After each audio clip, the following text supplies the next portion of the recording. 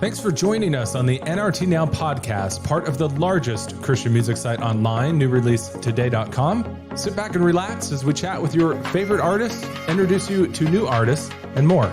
Now here's your host, Jake. Hey, welcome to episode 40. If this is the first time that you've joined us for this podcast, I feel that years of church has conditioned me to say, welcome to all of our first-time guests. Unfortunately, we don't have a gift bag at the Welcome Center, but we do have Wallpaper Wednesday, so head on over to our Instagram at New Release Today and claim your phone wallpaper. If you've been hanging out with us for a while, I just want to say welcome back, and I just very much appreciate your support. We all do here at NRT. And this podcast is coming up on its first year anniversary in just a few days, and it's been quite a crazy ride. When I started this podcast, this is not what I pictured a year ago, but man, it's so much better, and I can only attribute that to being a God thing. I just want to give a huge shout out to Centricity Music and Neon Feather at the start here. We refreshed the theme, the music, the intro, the outro, and they gave us permission to use Neon Feather's music to do so, and I'm just tickled pink. So make sure you head on over to Spotify, Apple Music, wherever you listen, and just check out Neon Feather and see what he's doing. He's doing some awesome stuff over there. So what happens when you get a pastor on the phone, you hit the points that he's passionate about, and you don't give him a time limit? Well, you get a 2-part episode. I caught up with Jeremy from Fearless BND. He's the pastor at Fearless Church over in LA, and we just had a great conversation. And I was expecting about a 40 to 45 minute-ish conversation, and the conversation went about an hour and a half. Really, it could have gone longer, but I literally had a minute left of storage on my recording rig here. Like, it was yelling at me, blinking, everything that it could do to say, hey, we've got to wrap this up. I've got nothing left. Man, he was just very passionate about what we were talking about, and there's so much good stuff in here that instead of trying to cut it, which I don't like to do anyway, we just are doing our first 2-part episode. Just a couple things before we head there. Just to kind of give you a mental picture, a little bit in, he talks about how he doesn't look the part of an inner city pastor. You know, he looks like he should be on Duck Dynasty or something like that. Picture in your mind David Crowder, Crowder, with a manicured beard, not the wild crazy beard, but a manicured beard, but the hair, the trucker hat, and you have Jeremy from Fearless Church. And Jeremy, if that's a bad comparison, I'm sorry. You can yell at me later. I know it's tough, when you're listening to a podcast to kind of visualize when they say, I don't look like or whichever. So I figured I'd give, a little bit of a visual, at least, to the best of my ability here. And one of the things that I find so cool about how Fearless Church started is just how they went into the dark and just were light in that dark place. And Jeremy talks a bit about one of the nightclubs that they started in that actually had beds built into it. Just a crazy, crazy place to start a church. And as he was talking about that, all I could hear was my stepdad. And when I was a teenager, he would always go up to the pastor and say, man, that was the best sermon I've ever heard. I just can't sleep like that at home. And all of us would roll our eyes and just walk away. The pastor would give a pity chuckle. He thought it was the best thing ever every single time. It was good times, good times.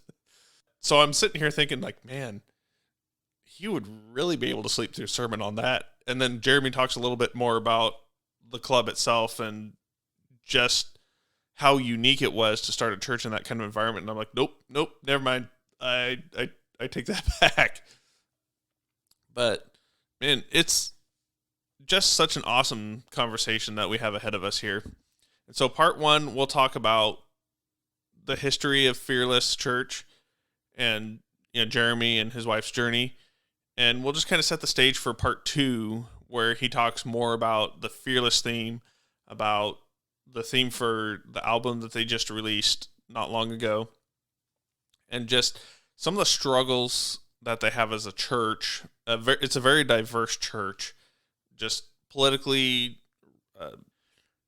ethnically, and just how they love their church family through everything that's going on in the world today. All the messages that the media is sending us, and what we're supposed to think, what we're not supposed to think. They bounce it against the Bible and what the Bible says. Sometimes that means supporting a message, but not the organization. And sometimes that just looks like a radical love that raises eyebrows. And so part two talks more about that. Like I said, part one, what you'll hear from Jeremy here in just a minute here, is just kind of the setup to what we'll hear, just the history in that. So without further ado, here is Jeremy with Fearless.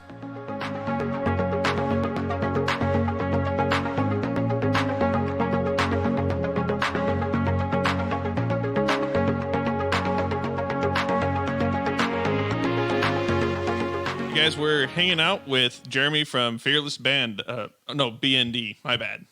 Hey, how's it going? Great, man. How are you? Doing good. And following with the trend, I've been seeing a lot of bands taking out some of the vowels and the stylistic. So I'm always going to pronounce it band. So if I'm wrong, that's then great, man. Yes, please do. Yeah. Before we get going too far, I wanted to tell you about a little story that I had, or a little experience that I had. I want to say it was back in 2008. Wanted to know if you've heard of this band before. Went on this, I think it was Creation Fest tour. Creation Festivals took a little tour around the country, took some bands. Yeah. Cutlass was in there, 1,000 Foot Crutch, a few bands. There's this band that I really liked called Worth Dying For. I really love their stuff. They had an album called Love Riot. And have you ever heard of those guys before? Yeah, we have. Yeah, actually, that is us. That we have morphed into Fearless Band, but that's our band that back in the youth group days, I was a youth pastor, and we formed Worth Dying For out of what was the stadium youth ministry. Worth Dying For ended up going on the road, and we actually formed several bands inside our youth ministry from that. But if you're a fan of Worth Dying For, you are wondering what happened to the sound, what happened to the guitars. We are too. Well, and I took the complete dork route to that one, but I was listening to Spotify one day, and I was like, looking for Worth Dying For. So that Love Riot album was a favorite of mine, has been a favorite of mine. Yeah. And all of a sudden there's a new logo on there, and it's by a different band. It's like, what is going on here? Oh, man. Yeah, what happened is actually we planted a church. Again, Worth Dying For. That Love Riot CD was about 4 CDs in. Most people see that as the first CD, but it's really the first time a lot of people discovered us. It was about 4 CDs in, and Love Riot and that whole era was our youth ministry days. And then we moved up to Los Angeles to start a church, and really started a church before starting a church was the thing to do. And so we didn't have a lot of books. We didn't have a lot of systems. There wasn't a lot of churches named things like Fearless, which is our church name. In fact, when we first named our church Fearless, everyone told us we were crazy. And we just felt like, hey, we're just going to go after God the same way we did in the youth ministry days. Everything began to be fearless. And God really began to brand our hearts with that. A scared world needs a fearless church was the quote that really marked us. Fear, for me and my wife, were both in Worth Dying For, part of Worth Dying For. And many of the people that moved with us to start the church had been a major thing in our life. And we just kind of started going forward. And as we had to take almost a hiatus from making music to plant a church, we were writing music. We were, in a sense, performing it for our small community in a house. It went from electric guitars to acoustic. And we were just, we began to write like that. We began to dream like that. And then when we started church, and kind of the sound change of Fearless, many people are wondering what happened to the sound of Worth Dying For into Fearless BND. It's a totally different sound. It's a lot of the same musicians. I would say it's almost like a different chapter of our movement. When we were Worth Dying For, we were ministering to a lot of punk rock kids. We had a whole ministry to, we brought in hardcore bands from all over the world, and we were getting tons of kids from Modesto, California saved that were into the punk rock hardcore scene. So when those kids were getting saved, the worship music of Hillsong, that was awesome. The worship music of, Bethel really didn't exist in those Jesus culture in those days wasn't really hitting the kids the same way as Catherine and Under Oath and all these bands that we were bringing in. And so Worth Dying For was really not written that way because we just like rock music. It was written that way because we were trying to give worship for a generation that had never experienced worship, and they had experienced heavy rock and roll. And so we just started rewriting all the songs with heavy guitar riffs, screaming in the music, a little bit of rap, but in Modesto, it wasn't too hip hop driven. And then when we moved to LA, the word fearless kept being our anthem.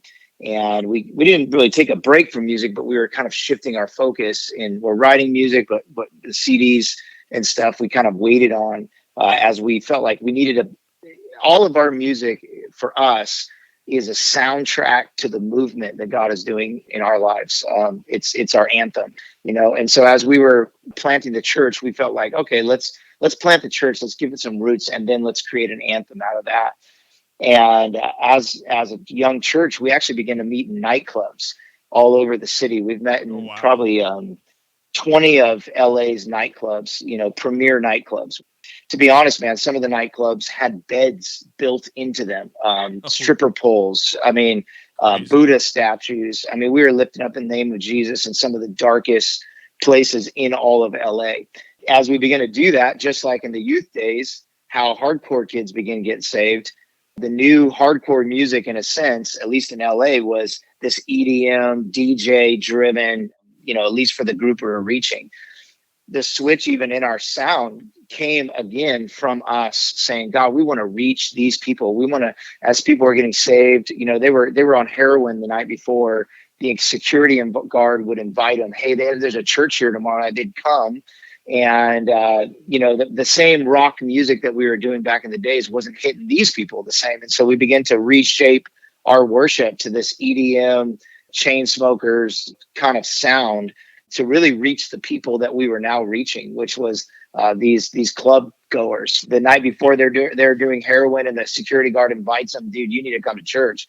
And like, why would I ever go to church? And hey, it's at the nightclub tomorrow. So people would literally turn up and say they were tripping out in the green room after getting saved, or in the back room with us. And we're like, what's going on? I was like, I was just here partying last night, and I received that prayer you gave me. And so we just began, a lot of our sound that you hear now, and that the change of name came from the change of our mission to Fearless. And the change of the sound came through, really, not that we're done with rock music, because I think we're going to add more elements as we morph and grow into what God has for us. But that heavy switch in sound really came from the people that we're reaching. The people that we're reaching is why we make music. And it's really hit home for some of them. A lot of them are like, you could just see them come to life in the worship. Like, if you've ever seen an EDM concert, it reminds me a lot of those hardcore concerts back in the days where the crowd is just moshing and just, I don't know, I would say slam dancing to this. The synth has almost replaced the guitar in this world, and the sub. And so we just kind of embraced in that. And even though we love guitars, you'll find a few places where we'll put them in, and hopefully one day screams again. But that's kind of the switch and the everything. And I think for us, it is a new thing. It's not the same thing, but we just kind of grabbed that music that was us and put it under our same umbrella. Who knows, man? Now that we're on a record label, I've been talking to them and saying, hey, I think there's still Worth Dying For fans out there that are like, hey, I like your new sound, but I miss Love Riot. We've even talked about with our record label about, hey, we should just release another Worth Dying For CD as well. Do them both.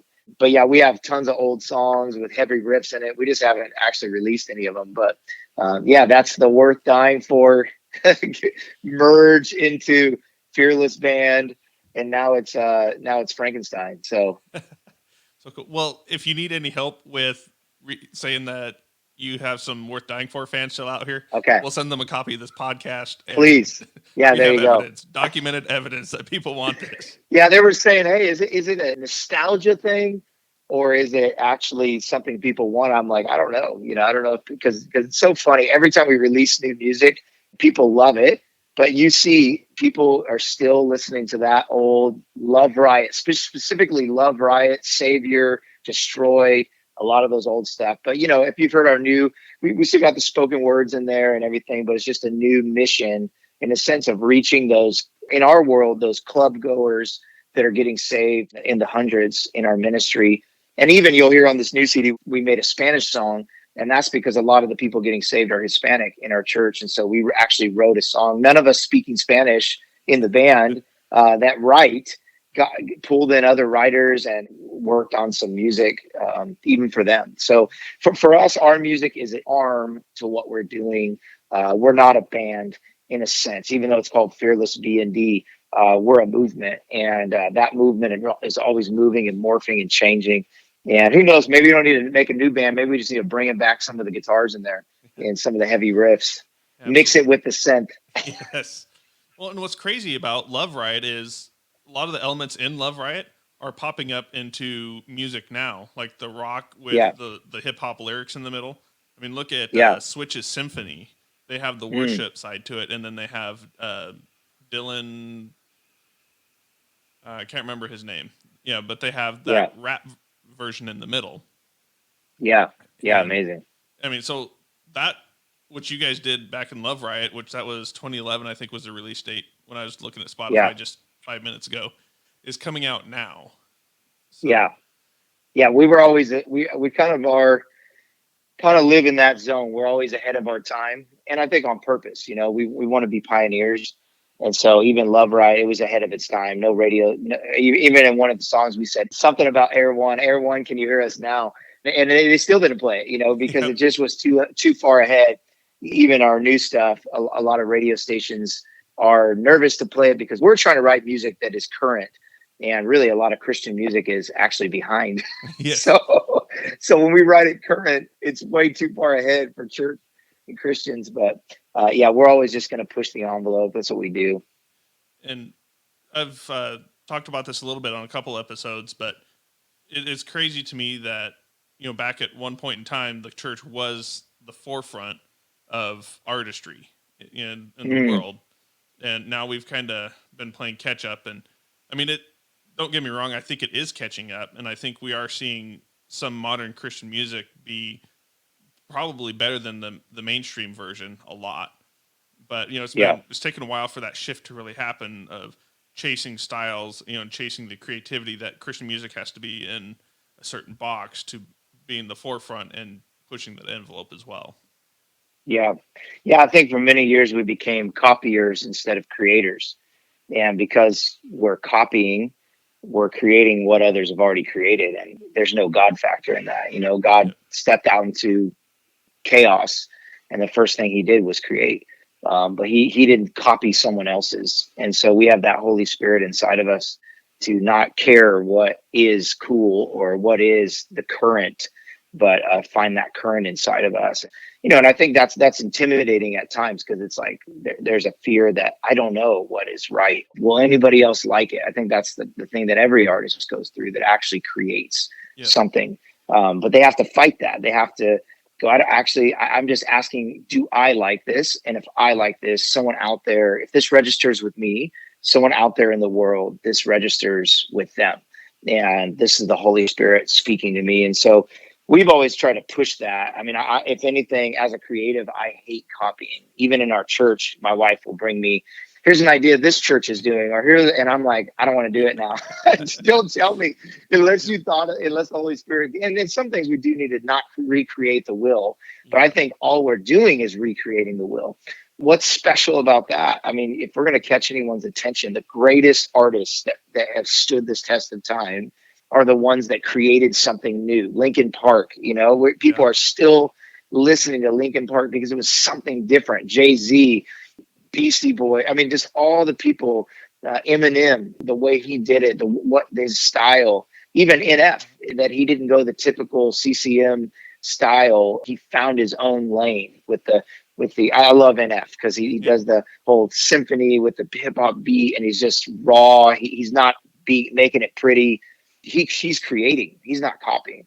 And so, I love that. And that's a passion of ours. If anything sounds like, oh, this sounds like Young and Free, I'm like, well, let's not do it. Let's just send it over to Young and Free. If they want it, great. But we need to make something what is fearless about this? Where's the synth line that's ours? What's the signature that we put on it?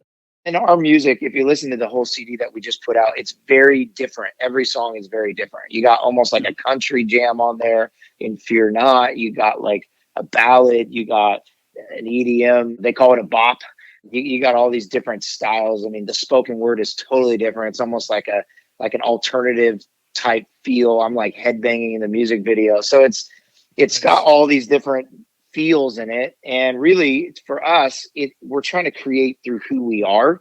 And I think that's what people miss when you copy. You're creating through who someone else is, and you're missing out on the essence of what God gave you. And so in our band, we have totally different people. I'm totally different than our other writers. And so when I write, it's going to sound a certain way. And then what we try to do is we try to mix writers. Hey, this writer writes real country sounding, and this writer writes real EDM, and this writer writes kind of like metal. What if we mix those three people together and see what kind of child comes out of this? And so we've always done that. I mean, back in the day, a lot of the stuff we were writing with Worth Dying, there's a guy named Nate Parrish, who's now in Cutlass. He writes for Cutlass a lot now, but he was our bass player and guitarist, and we would write together with him a lot. And a lot of the heavy metal influence would come from him, mixing it with Christy, who my wife, who is more of a straight down the line. She's going to write like an anthem for the church. When you mix those two together, it's like, wow, you get higher. You get some of the old music that you heard. And so even now we're mixing some hip hop writers with some R&B writers and just kind of getting some new vibes or some new sounds in there. So I think that's something the church is missing, and we don't have to miss out on it. That's not a hit to the church. I just think we need to wake up to realize we have the Holy Spirit living inside of us, and God in the beginning created. It's the first thing he did. If you're watching this out there and you've been, wondering if what you have inside of you is good enough, that's the wrong question. When my daughter makes me a picture, it's not if it's good enough. I'm not ever looking at her picture, comparing it to Picasso. She is already a Picasso because she's my daughter. Most churches just copy other worship. They just take someone else's song and they do covers. It's like a karaoke performance because it's just someone else's song. They didn't write anything in it. There's no them in the song. It's just a singing the song. And I think that there's a place for that. And we do that as well and stuff. But a long time ago, God really convicted me. I was at a Planet Shakers, if you've heard of Planet Shakers conference. And there was just something different about the people worshiping. And this was when I was a youth pastor. And there was just some kind of passion there and some kind of fire there that I had never experienced in church. I had seen it when we would have concerts, but I'd never experienced in church. Just some unlocking of people, this passion that was in them, in the songs. And I said, God, what is that? And God began to describe to me. He said, look, these people, Planet Shakers, write their own songs to me. They write these to me from their heart. And he said, if you gave your dad a Hallmark Father's Day card and you didn't write in it, it had the perfect words, it had the great picture, it was the coolest Father's Day card, but you didn't even sign it. You didn't put anything in it. You just handed it to him. What would he do? And I said, well, my dad would give it back to me. Like, what do you do? At least sign it. Yeah, I know, right? If you're not going to write in it, at least sign it. But my mom, it's not even about signing it. It's not even, you better not write a little bit. You better fill up every blank space on that card or she's handing it back to you. In fact, several times I've gotten cards handed back to me from my mom that I signed, but even the back has to be signed. And it has to be my words. She doesn't care if it's misspelled. She doesn't care if it's out of order. She doesn't care if I forgot a comma. She wants my hand to put ink on that page from my heart. And so when I was at that conference, God began to just convict me with, we need to be, as a church, as a ministry, we needed to begin to write in the card.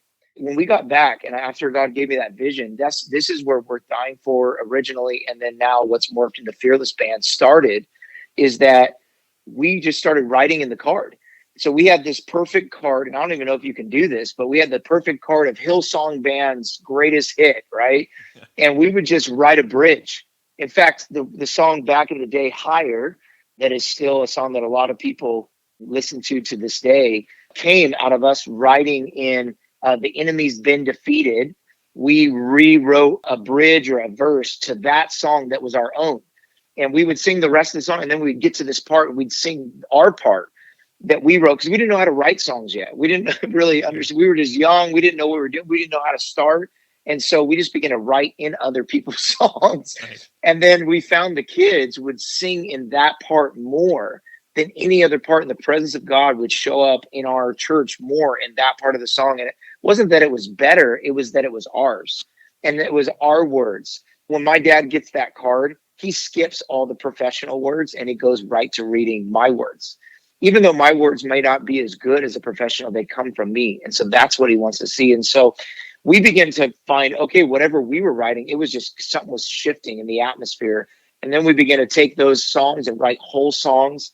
And that's kind of what we do to this day. I mean, all the songs on this record, we have sung in our church like 100 times. We have 100 more songs that we didn't put on the record because they didn't go over in our church the same way. There was something about the words, something about the vibe, something about what this song did to the atmosphere in our city. The words "fear not," in a time where we're going through a global pandemic. We live in Los Angeles. There's protests that are turning into riots. Literally a couple blocks from our church, there are the riots that you saw in LA. That's right next to our church. Oh, wow. And so we're singing these songs, and they're hitting home for us. And people are tearing up, and God's showing up in a powerful way for us in these times. And, that's what we're now sharing with the world. And we're just praying that the same way it touches us, it would touch your church. And in your car, my family worships best in the car. We turn on our worship music, and my daughters start lifting their hands, and, we're just worshiping the car together. It's such a pure moment. No one's watching. And so really our CD, we also want to create it. A lot of it is studio because we want to create it also for your car. And we'll make a live CD coming up, but we want to make something you could bump in your car and you can worship wherever you're at, not just in a church atmosphere, but you can begin to worship around friends that maybe don't even know what worship is. You can be playing it at a barbecue and you're slipping worship into the barbecue, the atmosphere of the barbecue, not beyond 10 people because of COVID, of course. Yes. But so make sure you find your 10 unsaved friends and introduce. There you go. And put Fearless BND on. The whole thing. You're gonna get rock screams. You're gonna get EDM beats. Let's see how long is this one? See how long this barbecue lasts. This whole album. At least an hour. I think 50 minutes. 13 songs, 50 minutes. The altar call will be right at the end. I fear not. Yes. So 50 minutes. Wow, we never hit like an even number like that. I don't know. That's hilarious. But so as you're talking about that, I really don't find that too out of the ordinary, which the different styles and all that, because a lot of what I see or what I've heard from different worship bands, as I've done 40 some odd episodes of this, is they're all writing for what's happening in their church. And what's so cool to see about that is just the difference that's happening in the Fearless Church. That this is the worship music, and that's still fits the theme of what I've heard from all the other worship bands. But there's just something different. It's just a different demographic, and that's so cool to hear. Yeah, the change in our sound is really, and if our sound changes again, it's just because our church changed, as we grow and do more stuff. Our music is the anthem of our, in a sense, movie. It's the soundtrack of our movie. You picture who's Hans Zimmer. Yep. Hans Zimmer, there's a sound to him, but it changes with the movie. It's still Hans Zimmer, but he's creating the environment for the movie that's at hand. And so our music, we're constantly creating the environment for what is happening in our church. In this CD, you'll hear lots of like anthems, but you also hear lots of fun songs where you're just dancing and there's joy that you feel when you listen to it. And that's because people in our church are getting saved for the first time, like have never met Christ. And some of the songs, we're giving them something to dance to, something to get some joy going in their life. Or, obviously with Fear Not or Nobody Like You or victorious or shake. One of my favorites, shaking off my failures. It's like an EDM kind of feel, but just so many people in our church that have gotten saved. It's like, well, God, does God see me as a failure? And it's like, no, we're shaking those failures off. Like we're letting them fall right off of us. And so, yeah, so as you'll hear the same, if you listen good enough to all of our music, you'll hear our signature sounds in there. And like I think what you'll hear the most in through all of it is passion.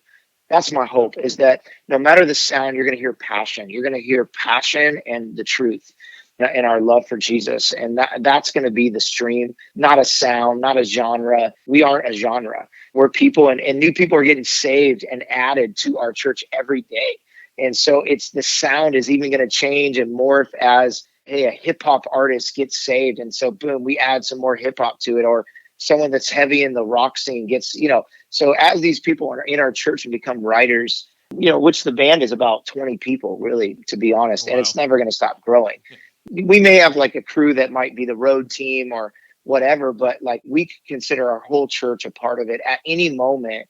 In fact, on this CD, there are like at least 5 new singers that have never even sang on a CD in their life. I don't even think they've sang in a recording in their life. One of the songs, Want It All, that's a young girl that's in our ministry called Katie, and another guy named Cam. He sings a lot in his little home studio, but he's never like done worship. And then Katie had never really sang and just sang with her hairbrush in a room. And then we discovered she was one of our worshipers, and we needed a country sound in that. I said, what about Katie?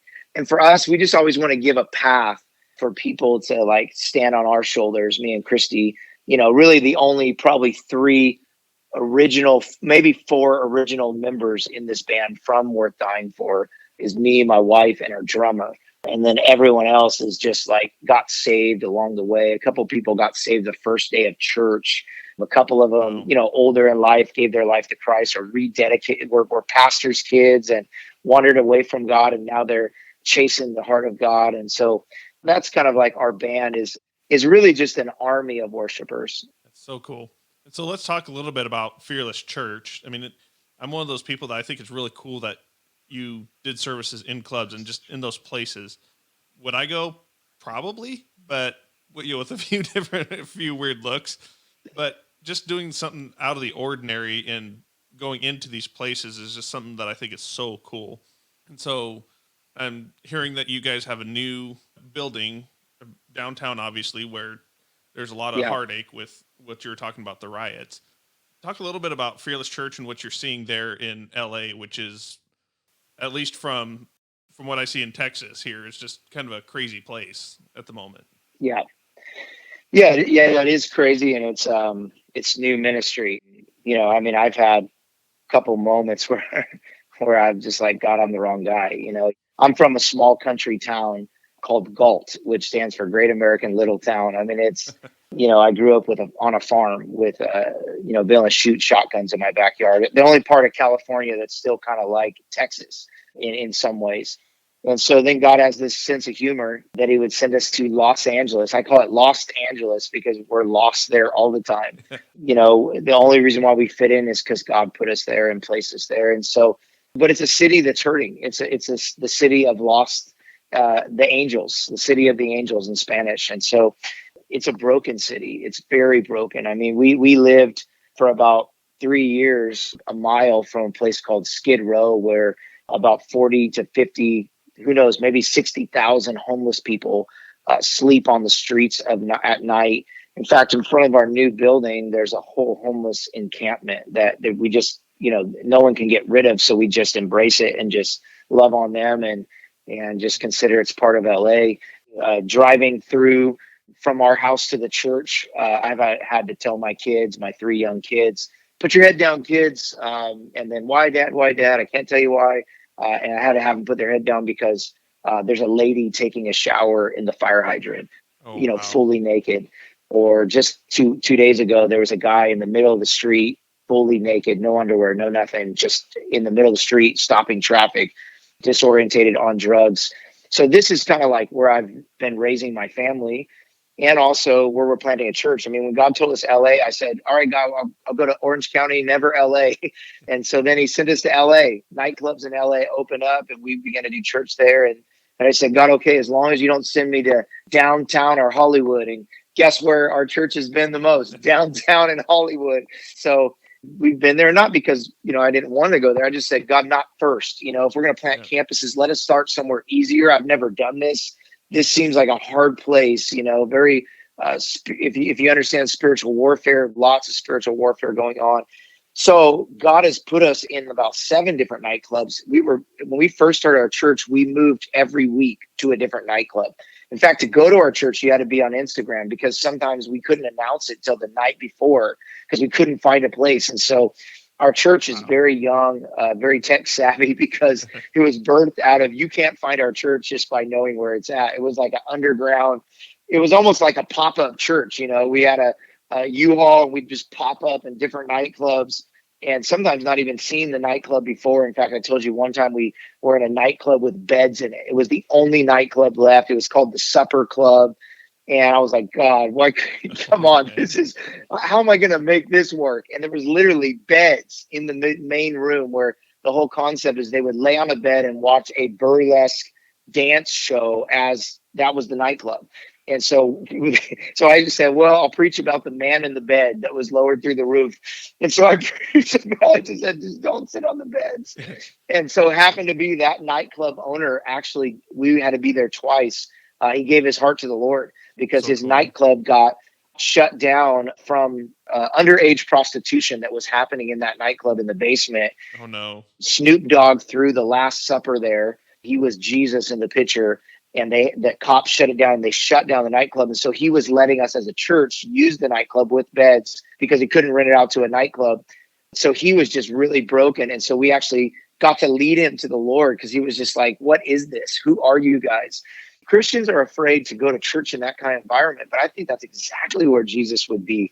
I mean, Jesus was constantly hanging out with notorious sinners. Not that he became a sinner, but he was not afraid of sinners. He was not afraid of being in environments with sinners. In fact, to be honest with you, bro, I feel more comfortable around sinners than I do around Christians because it's a place where you're not judged and you can just let Jesus be Jesus out of you. And so, we as a church, as a pastor, I don't look like your typical pastor. In fact, if I tell people I'm a pastor, they're like, what? Are you sure? I thought you look more like you're off of Duck Dynasty or you kind of look like the stereotypical picture of Jesus, but I don't even know if that's right. And so we've been in nightclubs, we've seen people saved. And so now recently, just this Easter, God gave us a building 600 feet in downtown from the Staples Center, which the last nightclub we were in was mainly in the downtown nightclub. We were in a nightclub there and the owners watched on cameras in the room. And I guess while they were watching my sermon, peace came over their house. They felt like this voice started talking to them. I was like, what? It was the Holy Spirit, obviously, but the owner wasn't a Christian. So he said, I heard a voice. And the voice, when I was watching your sermon, told me to go tell my wife sorry. We were about to get a divorce. And so him and his wife make up, the club owner. And this is a different club from the one I was telling you earlier. And so he comes to the staff and he says, we got to have this church in here every week. So for 5 years, we met in that one nightclub. They cut the price down from $10,000 a week to our budget was like $1,500 a week to meet in there. It's the same nightclub they film everything in. All the award shows the screens are up to, it's just crazy. And so that was in downtown. So we really felt like God put us in downtown. So we went to look for a building. We found one in downtown and it's just a big warehouse. So we kind of have almost like a loft style church in there. We put in stadium seating. It just looks like a crazy, almost like nightclub with shipping containers. And we have a shipping container coffee shop in there. And so, bro, we had service for 2 weeks in there and then COVID hit. Oh, and we had to change everything. And I'm sitting in my house. I'm like, God, we just got a building. We just got this lease. And God just began to speak to me again. He said, Jeremy, I didn't give it to you for no reason. I just want you to think different. And so now we're doing everything online. But it's kind of loosened up a little bit. So at our building, it's right next to the freeway. There's a giant parking lot. we took over that parking lot. We're doing drive-in services on Sunday there, and all the cars pull up. I preach a message off a trailer, and then all day long we have like online services we do that are extremely different than a typical church service. We kind of do it like every 5 minutes it changes. It's not just a person preaching. It's almost like you're watching some kind of creative show, and it's not a show, in a sense, but it's more online to keep your attention. And then we do the drive-ins, like a full-on sermon, worship. We give out groceries at the end. We've turned our building into a grocery center. It's like a Love on LA center. And so every Wednesday we wash cars through there. We give out groceries twice a week. 2 weeks ago, we gave out groceries to 1,000 families. We gave out groceries that would last them a week. And so we're constantly just asking the Lord, like, how can we love on our city till they ask why? We've actually participated in the marches. We did a peaceful protest with our church. A lot of our church wanted to protest, but they didn't want to ruin stuff. So I said, hey, I'll go with you. Let's plan one from our church. So there was a peaceful protest that happened in Hollywood with over 1,000 people. We actually started that with 30 people, and it grew to 1,000. And we were right at the front of it. We have videos from the news of Fearless LA is with you and this whole thing. And we've also been a part of cleaning up from the riots that took place in LA. We've been a part of also, we have several police officers that go to our church that are just overwhelmed with what's going on right now. Yeah. Good police officers, even Black police officers that are just in a rock and a hard place. They're Black by culture and skin color, but they're stuck in this thing where they're hated because of a few people, what has happened in the system that's been set up. And so we've been loving on them, ministering to them, just finding a place to minister to a very diverse church. And in our church, we have a lot of advocate people, a lot of people that when you're in LA and you're surviving in LA, you're a shark. You're a fighter. Someone that will tell you, I love you one day, will fight you the next day. And so we found a way through the Holy Spirit to say, hey, we're grabbing every side of the arm, every corner, and we're saying, what does God say on this? What does the kingdom say on this? So anyways, I know I've more than answered your question, but that's kind of what Fearless is up to these days. We're online. If you hear this podcast, every Sunday we have people that come to our church from all over the world, and our leaders from all over the world online. So we have like 9 services online where people actually are ushers online and greeters online. We do all kinds of ministries online, kids ministry online. And then we have the drive-in. If you're in LA, you drive your car up, we give you a hot meal and groceries on the way out. It's been really cool to see how many people, and we've had a few people get COVID in our church, as LA is a hot spot. And so we've helped reach out to them. We have doctors in our church that are battling COVID. It's a crazy time we live in where we're getting better at online. I think God is moving us to online. God is moving us to reach more people. We've reached like 100,000 times more people this way than we ever did being a church. The church has turned into a studio, and now we can reach the world and the masses. We're reaching people in Iraq. We're reaching people in Muslim nations are turning their lives over to Christ and getting saved because of Fearless broadcast that's going out. So we're excited about it. We know that it sucks being stuck in from COVID, but we know God has a plan in all of it, and we're trusting that plan.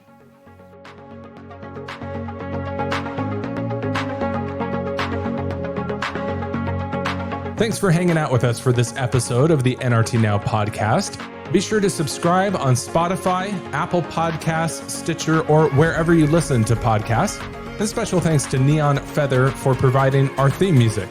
Make sure to check out newreleasetoday.com and our socials for more great content. See you next episode.